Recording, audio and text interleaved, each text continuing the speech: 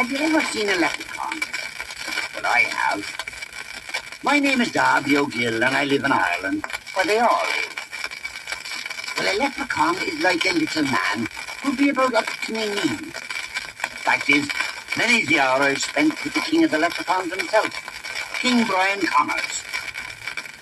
Leprechauns are pretty valuable, you know, especially if you catch one. He'll give you 3 wishes to let him go.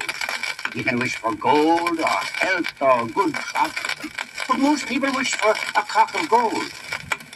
That's what I wished for the first time I met him with King Brian. As I was saying, it wasn't just any old leprechaun you wouldn't say hello twice to, but faith it was Brian Connors himself, the king of them all, that I had my eye on. You can't escape, you know, as long as you don't look away.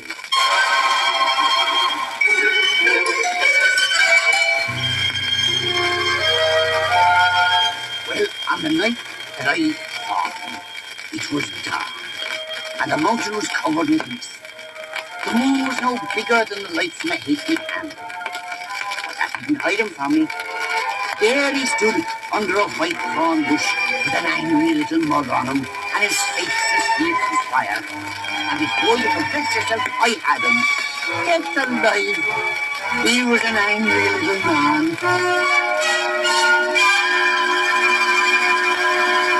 Murdering, scalping, tricky, deceitful, conniving, double-dealing, high-handed... Oh, there, King Brian, me old boy.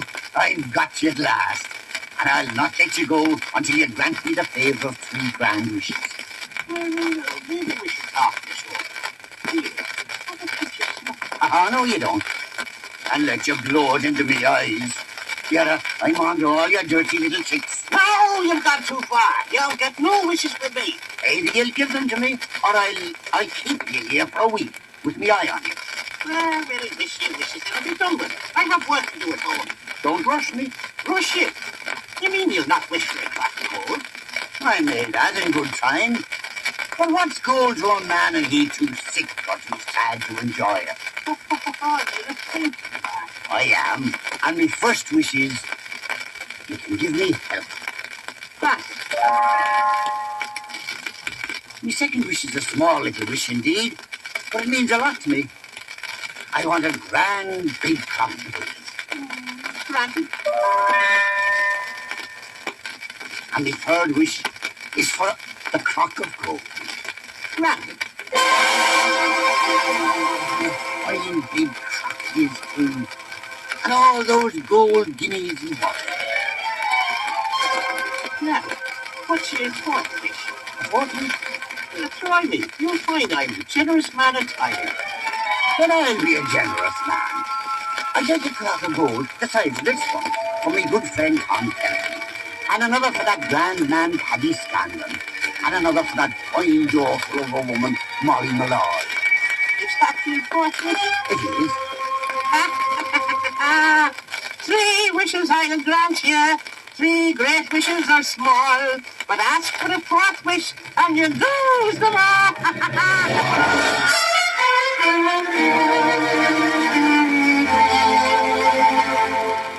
Wasn't I the fool of the world to let him trick me into that 4th wish?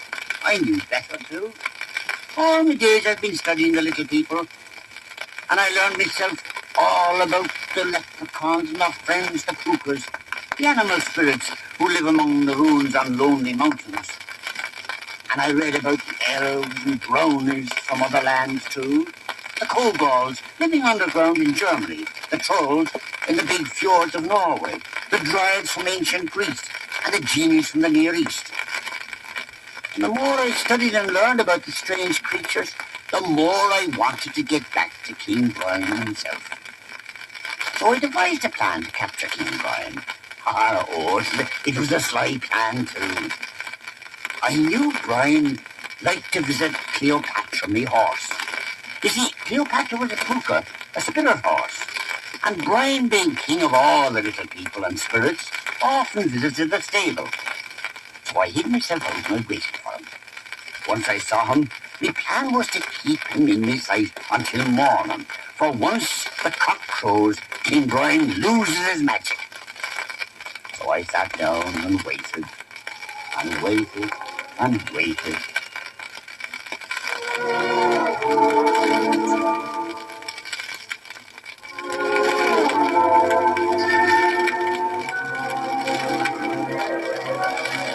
Well, Darby O'Gill. You know, I never expected to meet up with you again. That's an unusual coincidence, isn't it? I just happened to be here in the barn, doing my chores, you know. That's nice. It's so busy I've been. I've no other time. Oh, well, get on with the job then. I talked to Cleopatra. This is such a rare opportunity, King Brian, that I thought we might have a drink from the jug here. What can I say? Oh. Well, now that you mention it, my throat is a bit parched. Then have a cup of me finest.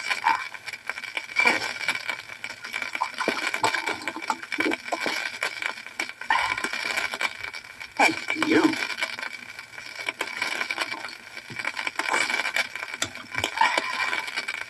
Oh. It drinks cruel easy, it does. Here, Darby, how about a song? You know the wishing song? I do not. We better not try it then. You have to make it up as you go. I can make up 1,000 songs. All right. Oh, I wish I had time to sing you a song. But when I get started, I sing all night long. I can put a rhyme to that. Oh, singing's no sin and drinking's no crime. If you have one drink only, just one at a time. I wish all the rhymers were like King Brian Connors. When it comes to rhyming, he takes all the honours. Well, he sang verse after verse, and King Brian drank cup after cup watching. But not me. Finally, just before dawn, he said, How many verses have we sung? Plenty. Well, then here's another. Oh, Top of the morning here, me bucko. why, you wicked old devil. You're blue moaning for lack of a beating. You tricked me. You tricked me. Now I've got to get back to knock the sheet. Open your door. Jump through it. All right, I will. I know you can't work your magic in the day. I got you now. Why, you murdering, deceitful, blind, staggering old bullivan. Oh, when my strength comes back, I'll put an elephant's head on you, and you'll crawl on all fours and eat grass that won't nourish you till you shrivel up and die. Hullabaloo. Oh, good morning, Ginger. Nice, Katey. Have you come for your breakfast? There's a tasty bit that I've no further use for. No, not me. No, call him off, Darby. Hey, don't you shrivel him up and put up on his back. Oh, have mercy, Darby. Oh, spare me. Spare me. I'll give you 3 wishes all over again. You hear that, Ginger? Go on, wish then. Well, I might wish for a clock of gold, or I might wish for long life, or I might wish for a coach and 4. Granted. I haven't wished any wish yet. I said I might. Well, get on with the real ones then. And since we've had such a grand night of it, you can have as many as you like. Yeah, that's good of you. 3 wishes you'll give me. Big wishes are small. But if I wish a 4th, sure, I'll have none at all. Oh, what's a memory you have, you wicked old scut. Now, before I can wish, I've got to talk to my daughter, Katey. I wish one wish to protect the other 2. Now, my first wish is this. You'll not fly back to Knocknashida, but you'll be at my beck and call for a fortnight at least, until I talk of the rest. Why, you thief of the world! Never in 1,000 years has any man taken such an underhanded advantage. Faith, never in 5,000 years have you met so knowledgeable an adversary. I am Brian of Knocknashida, and never will I... Here, Ginger. No, take the cat away. You accept the terms of the first wish? I do. But how will I protect myself while you're making up your mind? Don't worry. I'll take good care of you. I'll just slap you into this potato sack and keep you tied up. Why, you raggedy old goat! You wicked old bitternoot! And that's how I captured Brian, king of all the little people. I carried him about in a sack wherever I went, even when I went into the fields to cut the turf. About this time, a young man from Dublin came to help me with my work. I quick took a fancy to my daughter, Katey. Did I tell you about Katey? Maybe not. She is truly the love of my life. A fine breath of a lass, with a smile that would charm the fishes out of the deep and the little birds down from the trees. Well, as I was saying, I was in the fields to cut turf, and I was taking a short nap after lunch, when I was awakened by wonderful singing. Faith, it was Katey and Michael walking hand in hand, and they were singing. And match the likes of you.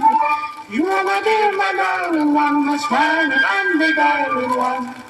I love the ground she walks upon, my pretty Irish girl. I love the ground he walks upon, my pretty Irish girl.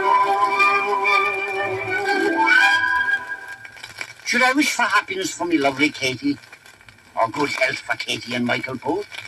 I still had 2 wishes left, and I couldn't make up my mind. Should I wish for a big house, or for a good crop?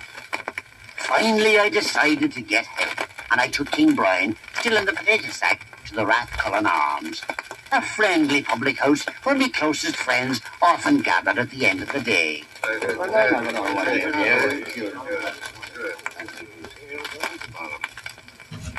And I tell you, Darby, you moil and meddle with that little king. He'll put the come hither on you and make you his slave forevermore. Am I a babe in arms? You are to the likes of him. 5,000 years old he is. And every year of his life he's learned a new trick.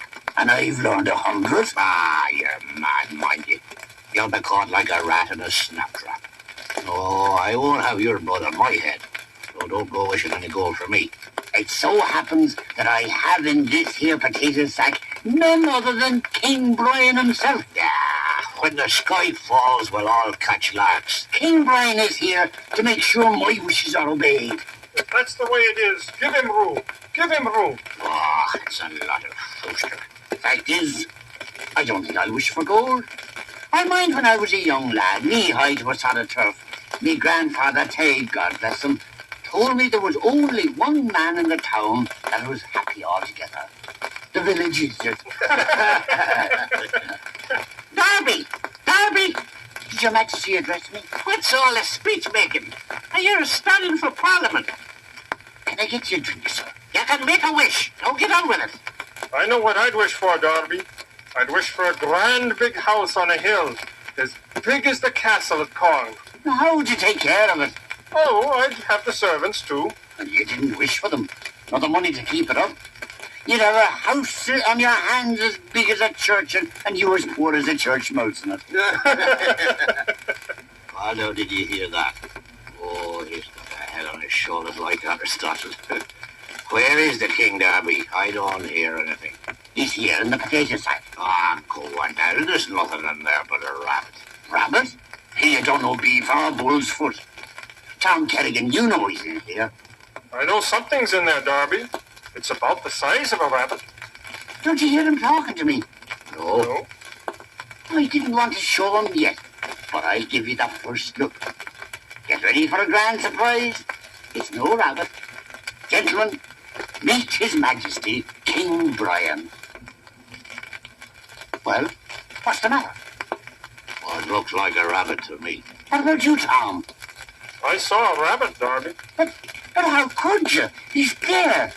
And a grand sight he is, with his little gold crown and his red beard and his 2 eyes leaping from his head like flames.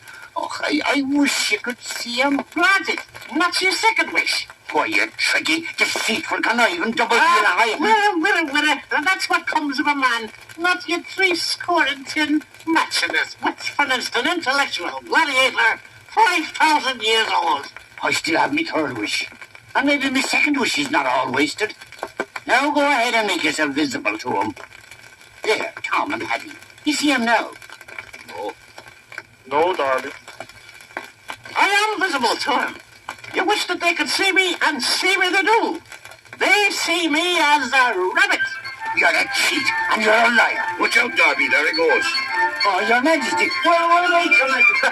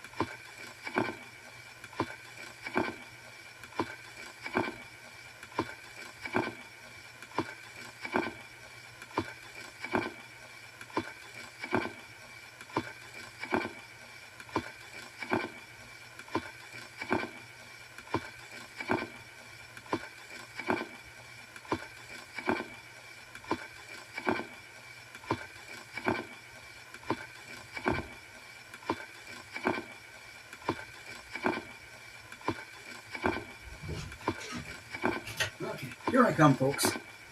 Side two. Side two. Side two. Side two. 2 minutes. Side two. Side two. Come on.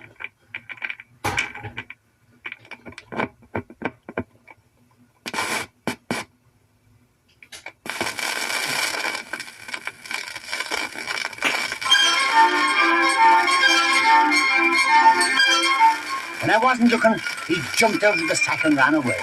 I ran after him, but he leaped behind a bush. I stumbled and fell on the sod. And all the time Paddy kept yelling, "Catch the rabbit, Darby."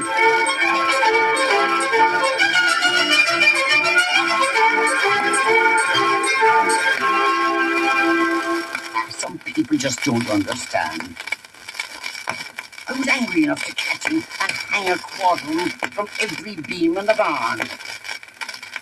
And while I was looking for him, he was putting a committal on me. And I didn't realise it until it was too late. Later, Cleopatra, my horse, lay mountain knocking Sheila.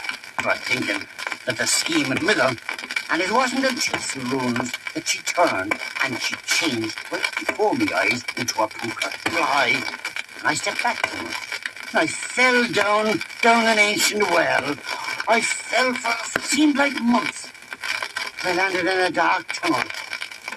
Far ahead, I could see lights and hear music.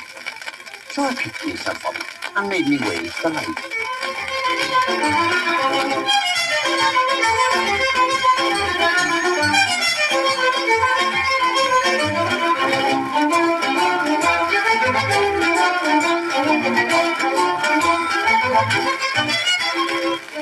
There before me was a wondrous throne room. Thunder and fire, talk about music and dancing. I've never seen so many little people singing and carrying on. Kelpies and Nixies, Pixies and Sprites, Oreads from the hills, and of course all the Leprechauns, dancing and riding up white steeds. And the room itself was a wonder, rotten with gold it was, gold-crusted ceiling, and huge chests of jewels on the floor. And there, sitting on a wondrous throne, was King Brian himself. Well, Darby O'Gill. You're as pleased and delighted I am to see you here. Thank you, sir. You have a grand place here. Yeah, it does well enough. Sit you down. And where? On that big chest. Go on, drop the lid, man, and sit down. It's only an old chest full of jewels. Oh, look at them. Diamonds and sapphires and rings and brooches. Enough to make every farmer in County Kerry as rich as Midas himself. Well, we took it from the Spanish ships when the Armada was wrecked on the coast. Is that so? Right. And the ship's gone too. Oh, it's a fine piece. And the throne? By all the goats in Kerry. Now, do you think that I'd sit up on a Spanish throne? Why, it belonged to Fergus MacLean, the ancient High King of all Ireland. Oh. And there's the gold cup of Cormac. And here's the sword of Brian Boru, who drove out the Danes. And over beyond there, you'll see the harp. Don't tell me. The harp that once through Tara's hall, the soul of music shared. I get share to me soul. When I tell this in the pub, they won't believe a word of it. You can't do that, Darby. Once you're here, there's no going back. I've got to get back to Katey. Don't you fret about Katey. She'll give you a grand wake, and then she'll pick up. Now, what you say about Katey? Oh, calm yourself, man.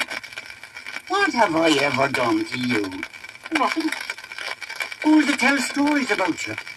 You do, Darby. Who makes the women mind where they throw their wash water when you and your lads are walking invisible? You do. And makes the men tip their hats to you, respectful to every furl of dust? You. You've done grand, Darby. So you put the committal on me. That's how you pay me back, you ungrateful, gliggering little franny. Your heart's as cold as a wet crick. Now you listen to me. I heard what they're saying about you down at the pub. I was there, you know. Well, you made me the laughing stock. You've been a rabbit. Or do you think it was easy? It was for your own good, Darby. You know, afterwards I got to thinking. Now, Darby's a fine actor, sir. and a knowledgeable man, and 'twould be grand it would to have him here under the mountain. So I sent for you. And if you're a fine, decent man, I think you are, you'd show a little gratitude. Oh, I'm grateful. Well, you can say goodbye to the tears and the troubles of the world outside. For there's nothing but fun and diversion here. Listen.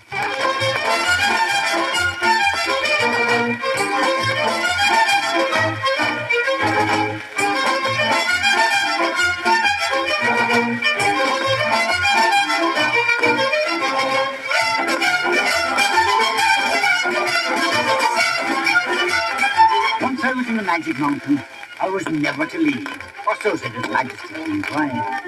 Of course, I could use my third wish to escape, but I didn't want to do that. So I got a wicked little plan in my head of how I could get out of the mountain. I remember what my grandfather Katey told me. He says there were 3 things the little people were mad after: dancing, whiskey, and hunting. So I says to King Brian, says I, fetch me a fiddle, and I'll play you a tune. I have a fine harp here. Ah, no, I'm no great hand with a harp. But give me my old fiddle, and I can play a tune worth going a mile of ground to hear. Grand, grand. Now, if you'll just be showing me the way out, I'll run home and get it. Now, none of your tricks, Darby. I said you were here to stay. Now, here's a Stradivarius. It was presented to me by the Emperor of the Italian fairies in 1700. I thought I have my own. Well, you can just make do with this one. Now, go on, man, try it.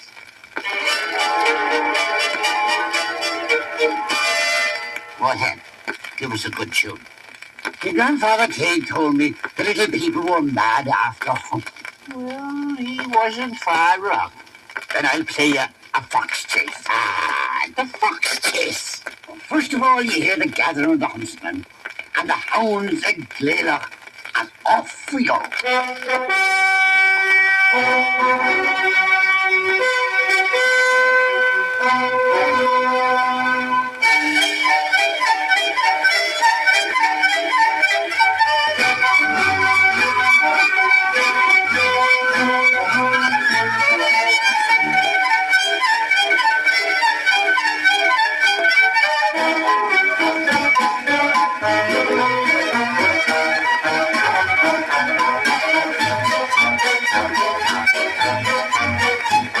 plan was working. I knew if I could get the little people off in a fox chase, I'd get out of the mountain. While I was playing the fiddle, they were riding the fine white horses around and around. They were dancing and jumping off the cannon, and the horsemen were swirling about me feet as they jumped. Faster and faster they rode, and faster they danced, until suddenly the entire side of the mountain opened up, and they went riding out into the moonlight. Tally-ho, they cried, tally-ho! And soon they rode out of the mountain and left me alone in the cave. Quickly I put down the fiddle and began stuffing gold coins and jewels into a sack. Using my hands, I scooped up almost all the guineas. Then I started towards the opening in the mountain. I could hear the little people chasing the fox. Far away they were. I dragged the sack towards the opening in the mountain. I was almost there when...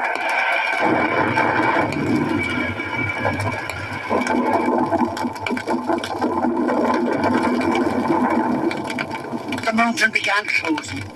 I hurried, but the sack broke open. And as I went back to pick up the coins, the mountain closed nearly shut.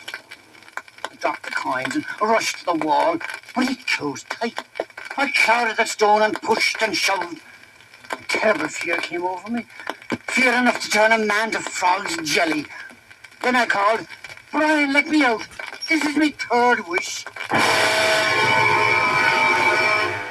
And the next thing I knew, I was lying on the ground near the well, and Cleopatra was standing nearby, calmly chewing the tufts of grass growing between the stones. I was cold and aching all over. Then I saw him again, King Brian. You let me down, Darby. I could not deny you the wish, but nobody has ever been inside the mountain before and lived to tell it. You got me there by trickery. Aye, and you nearly got out by trickery. Darby, You're not long for this world. Your Majesty, you wouldn't call the powers of darkness. 'Tis out of my power. Already they're on their way.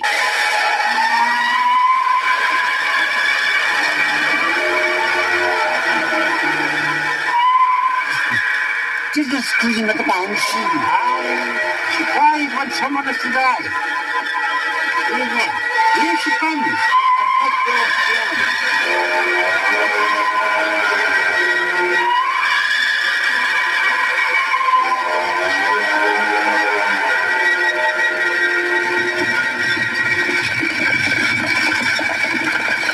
Behind her, across the bower, the guest coach, drawn by 6 black horses, and driven by a coachman with no head.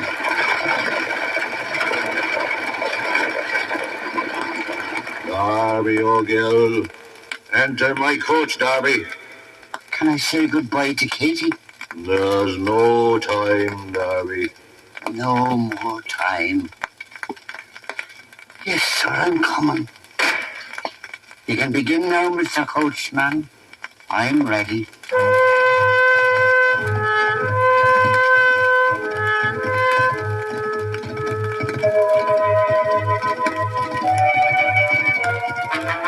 As I rode away in the black coach again, suddenly King Brian appeared beside me. Darby, faith, I was going to leave you, but then I says to myself, Brian, says I should be at his side, dead or alive or horseback. Well, then, the truth of it is, I'm glad to see you. Darby, me boy, we had great sport together. You did. You've been a grand adversary, and I'm sorry I am to see you come to this. In the end, we all have to go. That we do. But I wish I could go with you, all the way. I wish you could, too. And you a knowledgeable man. You've done it again, you've wished your 4th wish. 3 wishes I'll grant you, great wishes are small. But ask for a 4th wish, and you lose them all. Goodbye, Darby, my friend. Goodbye.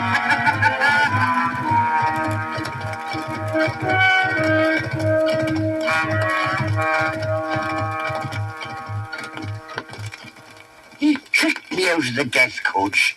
And a greater favour no one could do for a man. They say I've seen the last of him, but I wouldn't make book on it. They won't have him up in heaven.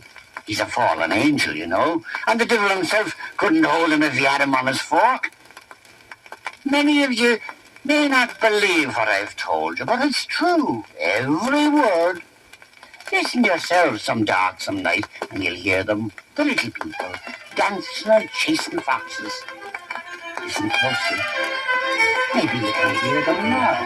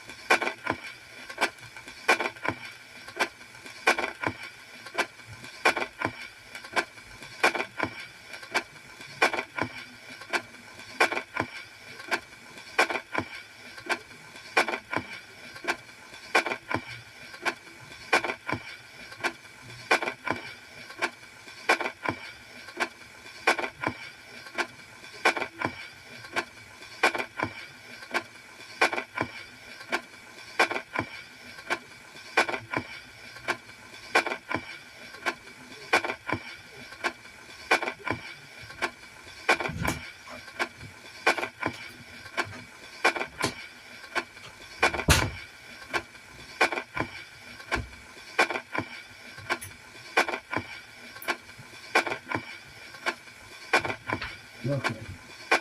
Hang on.